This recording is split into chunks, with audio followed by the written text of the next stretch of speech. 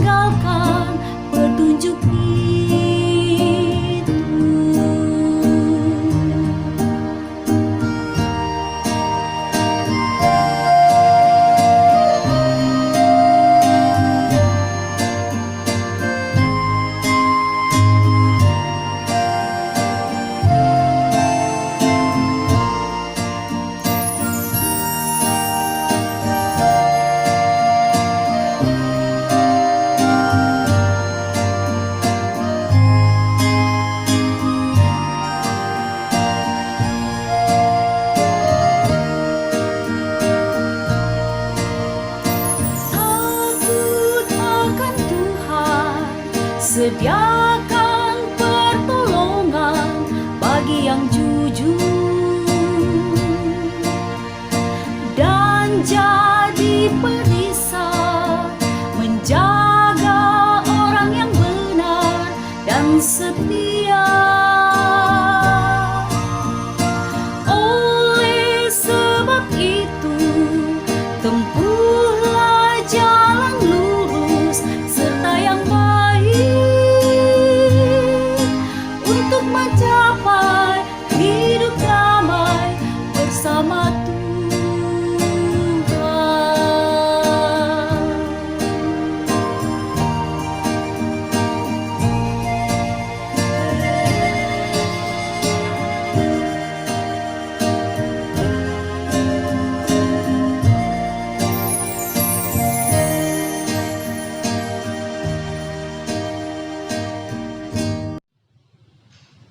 Mari kita awali dengan bersama berdoa. Kami hantarkan. Bapa di surga, terima kasih. Di tengah-tengah suasana Pekan Pendidikan Kristen ini, kami tetap Tuhan mampukan untuk menghayati firman Tuhan. Maka di dalam kesempatan saat ini kami mohon pertolongan Tuhan agar berkarya dalam hidup kami. Tolong kami ya Tuhan, di dalam nama Tuhan Yesus kami berdoa. Amin. Sinap kita merenungkan firman Tuhan, di mana bacaannya saat ini diambil dari Roma pasal 16 ayat 17 sampai 20. Roma pasal 16 ayat 17 sampai 20 yang demikian.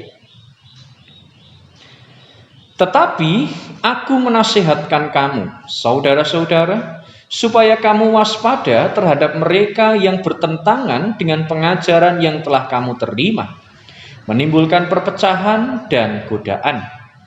Sebab itu hindarilah mereka, sebab orang-orang demikian tidak melayani Kristus Tuhan kita, tetapi melayani perut mereka sendiri.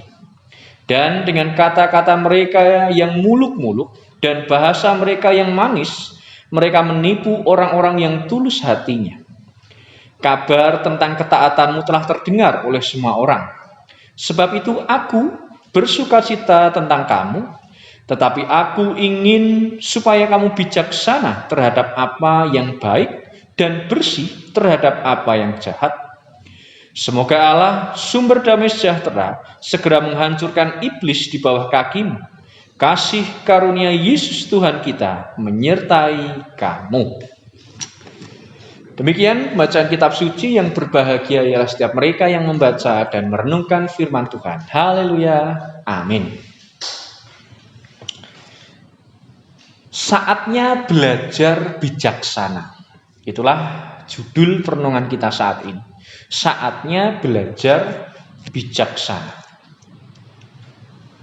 Bapak, Ibu, dan Saudara yang terkasih di dalam Tuhan, ada sebuah cerita pendek yang demikian. Ada seorang siswa ditangkap polisi dan diinterogasi. Sebab siswa tersebut, si anak tersebut mengunggah informasi di salah satu media sosialnya, dan ternyata informasi tersebut adalah informasi bohong, kabar bohong, dan mengandung ujaran kebencian. Dari mana anak itu mendapat informasi itu?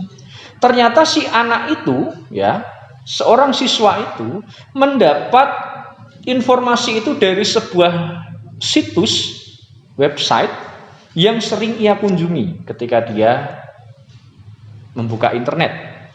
Dan siswa itu tidak tahu kalau situs itu ternyata penebar kebohongan. Ia juga tidak tahu kalau informasi yang ia unggah adalah sebuah berita bohong. Demikian pula ia tidak tahu kalau tindakannya itu ternyata merupakan tindakan perbuatan pidana. Ternyata merupakan perbuatan pidana. Nah, Bapak, Ibu, dan Saudara yang terkasih di dalam Tuhan, sadar atau tidak, kondisi yang terjadi saat ini, anak-anak kita, secara khusus yang masih dalam usia sekolah, seperti siswa tadi ternyata. Setiap hari berjam-jam mereka asik main media sosial, sampai kalau diajak ngomong itu melihat orang lawan bicaranya saja tidak.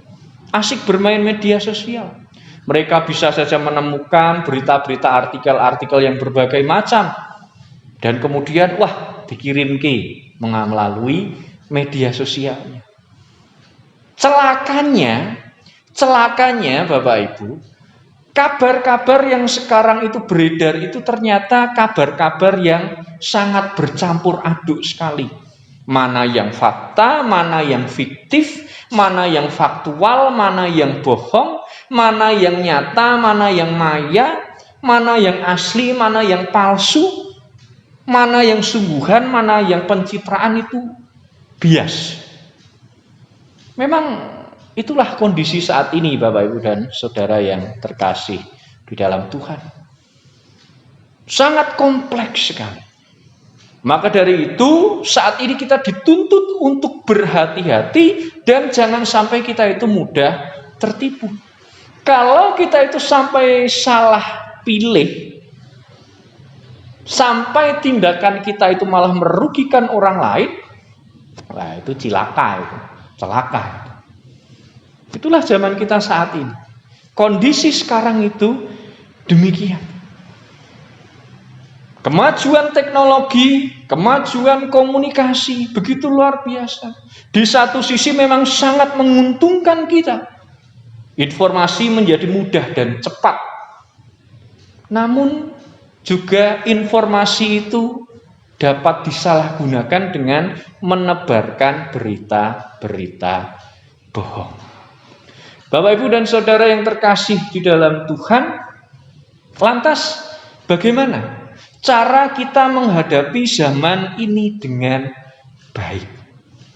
Tentu tidak ada cara lain yang lebih oke selain belajar bijaksana. Itulah cara efektif untuk menghadapi zaman ini. Karena itu, mari dalam Pekan Pendidikan Kristen saat ini kita membiasakan diri untuk belajar bijaksana. Membiasakan diri untuk belajar bijaksana di zaman ini. Saat ini banyak sekali berita bohong tentang COVID, tentang vaksinasi, dan yang lain sebagainya. Sehingga kita bisa saja meresponnya dengan tidak bijaksana. Mudah percaya, atau mungkin malah yang saat ini terjadi, orang tidak mau divaksin karena kabarnya itu menyakitkan dan yang lain sebagainya. Maka dari itu, dengan kita belajar bijaksana, semoga kita dapat semakin membumi di masa pandemi ini. Kiranya Tuhan yang memampukan kita. Amin. Mari kita bersama-sama berdoa.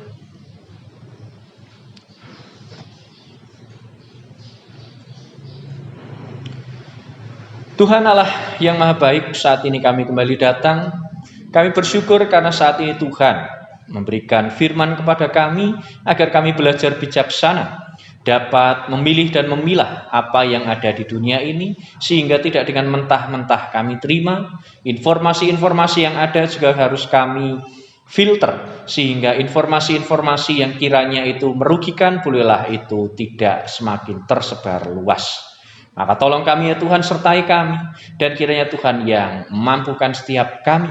Terlebih di dunia pendidikan, anak-anak yang saat ini masih belajar secara daring, biarlah apa yang ada di internet itu dapat menjadi sarana untuk menimba ilmu, untuk menggapai masa depan, bukan malah untuk mencari hal-hal yang tidak sesuai dengan apa yang Tuhan kehendaki.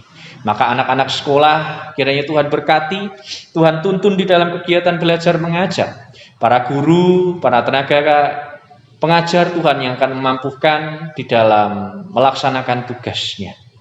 Ya Tuhan, kami juga mendoakan para orang tua, kiranya Tuhan yang akan memampukan agar dapat mendidik anak-anaknya dengan baik, mendidik anak-anaknya seturut dengan kehendak Tuhan saja. Dan biarlah Tuhan sendiri yang akan memberikan pengajaran di tengah-tengah keluarga kami. Dan saat ini ya Tuhan, izinkanlah kami menaikkan doa-doa kami pribadi.